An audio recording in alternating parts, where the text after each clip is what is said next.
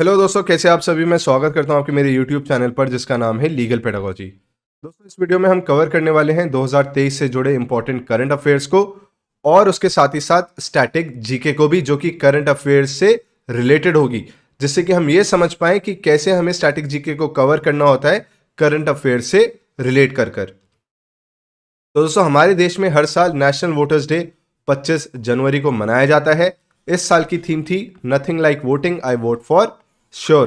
उसके अलावा अगर हम बात करें इलेक्शन कमीशन की, जो कि इलेक्शंस कंडक्ट कराता है, इलेक्शंस को रेगुलेट करता है, इलेक्शन कमीशन के बारे में बताया गया है under article 324 of the Indian constitution.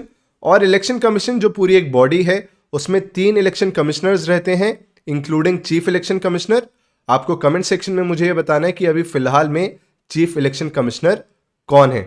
और सुप्रीम कोर्ट की रिसेंट में एक जजमेंट आई थी जिसमें कहा गया है कि अब से जो चीफ इलेक्शन कमिश्नर हैं उनको अपॉइंट एक कमेटी करेगी जिसके सदस्य चीफ जस्टिस ऑफ इंडिया रहेंगे, लीडर ऑफ ऑपोजिशन इन लोकसभा रहेंगे और प्राइम मिनिस्टर रहेंगे।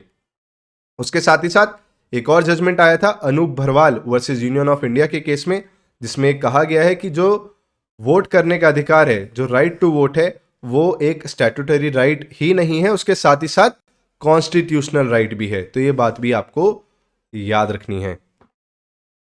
उसके अलावा दोस्तों, अभी हाल ही में असम की जो लेजिस्लेटिव असेंबली है उसने एक बिल पास किया है और उसमें कहा गया है कि अगर कोई भी आदमी किसी लड़की से शादी करता है जिसकी उम्र 14 साल से कम है तो उसको पॉक्सो एक्ट के अंतर्गत प्रोसिक्यूट किया जा सकता है। तो पॉक्सो एक्ट की फुल फॉर्म क्या है? पॉक्सो एक्ट की फुल फॉर्म है protection of children from sexual offences act. POCSO act दोस्तों आया था 2012 में, जिससे कि बच्चों को जिनकी उम्र 18 साल से कम है उनको सेक्सुअल हैरेसमेंट, सेक्सुअल असॉल्ट और चाइल्ड पोर्नोग्राफी से बचाया जा सके। जब तक पॉक्सो एक्ट नहीं आया था तो कोई भी हीनियस एक्ट जो बच्चों के खिलाफ कमिट किया जाता था उसको आईपीसी के सेक्शंस 377, 375, 354 के अंतर्गत डील किया जाता था। पर अब उसके लिए एक अलग से एक्ट है। अगर कोई भी बच्चे के खिलाफ ऐसा हीनियस एक्ट कमिट होता है तो उस ऑफेंस को पॉक्सो एक्ट के अंतर्गत डील किया जाता है। उसके अलावा जो असम के मुख्यमंत्री है, चीफ मिनिस्टर हैं हिमंता बिस्वा शर्मा, उन्होंने एक रिसेंट में किताब लिखी है जिसका नाम है चीफ मिनिस्टर्स डायरी। उसके अलावा दोस्तों, अगर आप किसी भी लॉ एंट्रेंस की प्रिपरेशन करें like DOLLB, BHU, MHCET, Punjab university, तो हम उसके लिए एक specialised current affairs batch run कर रहे हैं हमारी मोबाइल एप्लीकेशन पर।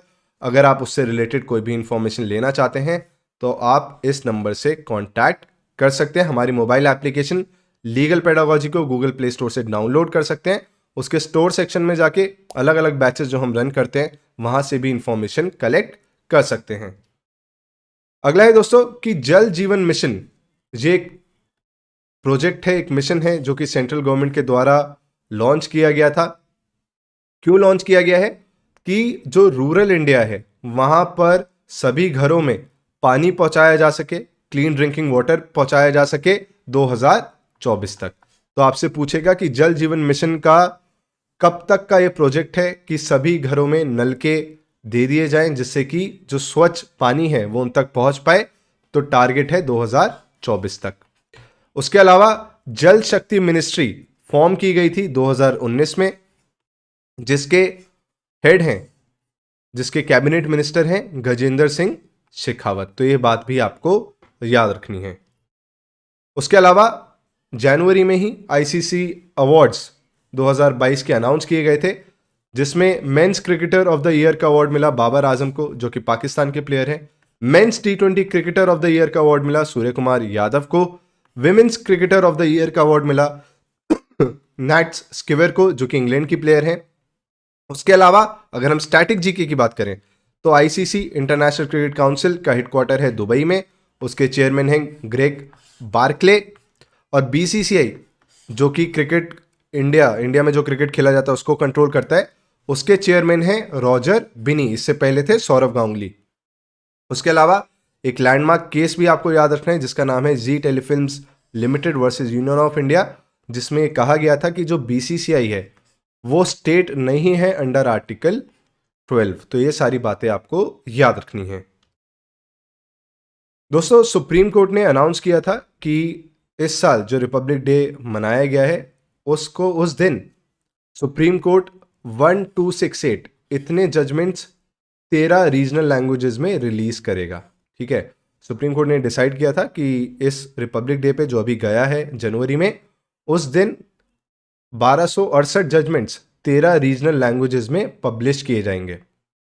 अगर हम बात करें कि वैसे जो सुप्रीम कोर्ट की ऑफिशियल लैंग्वेज है वो क्या है, सुप्रीम कोर्ट की ऑफिशियल लैंग्वेज है इंग्लिश। सुप्रीम कोर्ट में सारी प्रोसीडिंग्स इंग्लिश में चलती है। कौन सा आर्टिकल ये कहता है कि सुप्रीम कोर्ट और हाई कोर्ट में जो कामकाज है, जो ऑफिशियल लैंग्वेज यूज की जाएगी वो इंग्लिश रहेगी। वो है आर्टिकल 348 सब क्लॉज 1। ये स्पेसिफिकली ये कहता है कि सुप्रीम कोर्ट की ऑफिशियल लैंग्वेज या हाई कोर्ट की ऑफिशियल लैंग्वेज इंग्लिश रहेगी अनटिल एंड अनलेस पार्लियामेंट कुछ और डिसाइड करे बाद में जाके।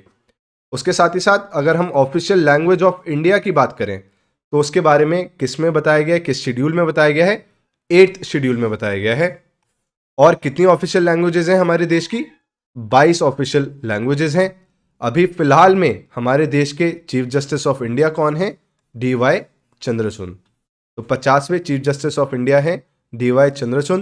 इनके जो फादर थे YV चंद्रचूड़, वो सबसे longest serving chief justice of India रहे हैं। तो ये सारी ही बातें आपको याद रखनी है।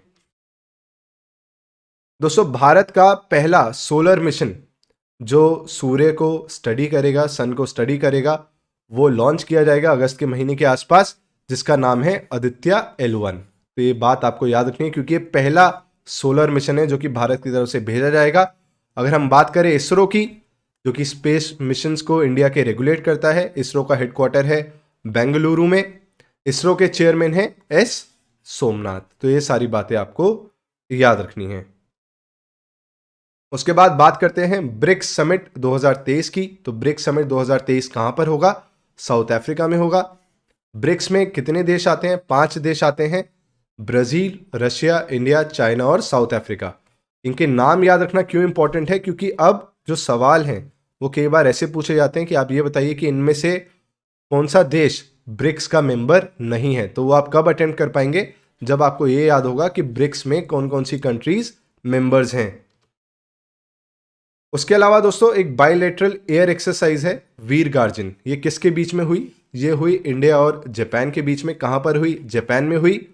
और कौन सी जॉइंट मिलिट्री एक्सरसाइज है जो कि इंडिया की जापान के साथ होती है, उसका नाम है धर्मा गार्जिन। तो ये दोनों जॉइंट मिलिट्री एक्सरसाइजेज हैं, वीर गार्जिन और धर्मा गार्जिन, जो कि इंडिया और जापान के बीच में होती हैं। उसके बाद है कि रिसेंट में मुगल गार्डन, जो कि राष्ट्रपति भवन में स्थित है, हर साल 2 महीने के लिए खुलता है, 31 मार्च तक खुला रहेगा इस साल। तो मुगल गार्डन का नाम बदलकर क्या कर दिया गया है, अमृत उद्यान। और अगर हम बात करें कि मुगल गार्डन बनाया किसने था, तो मुगल गार्डन बनाया था सर एडवर्ड ल्यूटियंस ने। ये बातें आपको याद रखनी है।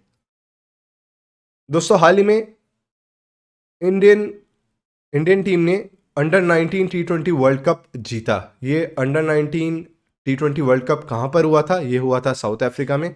तो इंडिया की जो क्रिकेटिंग टीम है उसने इसको जीता था। उसकी कैप्टन कौन रही थी, उसकी कैप्टन रही थी शेफाली वर्मा। उसके बाद बात करते हैं ऑस्ट्रेलियन ओपन की। नोवाक जोकोविक, जो कि सर्बिया के प्लेयर हैं, उन्होंने दोस्तों ऑस्ट्रेलियन ओपन जीता 2023 का। और ऑस्ट्रेलियन ओपन जीतने के बाद उन्होंने जो राफेल नडाल का रिकॉर्ड है 22 ग्रैंड स्लैम्स जीतने का, उसकी बराबरी कर ली है। राफेल नडाल ने भी 22 ग्रैंड स्लैम जीते हैं और नोवाक जोकोविक ने भी 22 ग्रैंड स्लैम्स जीते हैं ऑस्ट्रेलियन ओपन जीतने के बाद। अगर हम बात करें कि सबसे पुराना ग्रैंड स्लैम कौन सा है, तो वो है विंबलडन, जो कि ग्रास कोर्ट पे खेला जाता है। वहीं अगर हम बात करें ऑस्ट्रेलियन ओपन की, तो ये हार्ड कोर्ट पे खेला जाता है।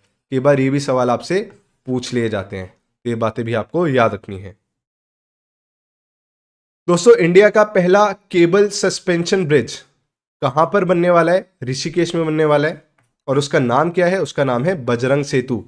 वहीं अगर हम बात करें कि भारत का पहला केबल स्टेड रेलवे ब्रिज का नाम क्या है, तो उसका नाम है अंजी खड़। और ये कहां पर है, जम्मू एंड कश्मीर में। तो अगर आपसे पूछेगा कि भारत का पहला केबल सस्पेंशन ब्रिज कौन सा है, तो वह है बजरंग सेतु, जो कि ऋषिकेश में बनने वाला है। और अगर आपसे पूछे कि भारत का पहला केबल स्टेड रेलवे ब्रिज कौन सा है, तो उसका नाम है अंजी खड, जो कि कहां पर है, जम्मू एंड कश्मीर में। हर साल दोस्तों वर्ल्ड लेप्रोसी डे जनवरी के आखिरी संडे को मनाया जाता है। तो इस साल वर्ल्ड लेप्रोसी डे मनाया गया 29 जनवरी को, जिसकी थीम थी एक्ट नाउ एंड लेप्रोसी। उसके साथ ही साथ इंडियन पार्लियामेंट ने कानून पास पहले कर दिया था कि लेप्रोसी अब डाइवोर्स लेने का ग्राउंड नहीं रहेगा। पहले डाइवोर्स इंसान ले सकता था लेप्रोसी के ग्राउंड पे। अगर आपका जो स्पाउस है वो लेप्रोसी से गुजर रहा हो तो आप डाइवोर्स के लिए अप्लाई कर सकते थे, पर अब leprosy is no more a ground of divorce. तो दोस्तों ये थे कुछ इंपॉर्टेंट करंट अफेयर्स 2023 से रिलेटेड, और ऐसी वीडियोस आती रहेंगी चैनल पर आपको करना क्या है, आपको हमें सपोर्ट करना है, वीडियोस को ज़्यादा से ज़्यादा लोगों तक पहुंचाना है, और अगर वीडियो पसंद आई हो तो वीडियो को लाइक ज़रूर करें। Thank you so much.